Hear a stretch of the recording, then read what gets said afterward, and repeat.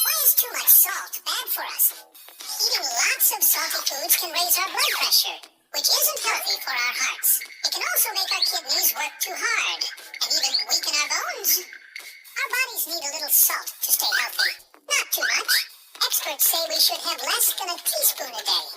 Eating fresh fruits, veggies, and home-cooked meals instead of salty snacks helps keep us strong and feeling great.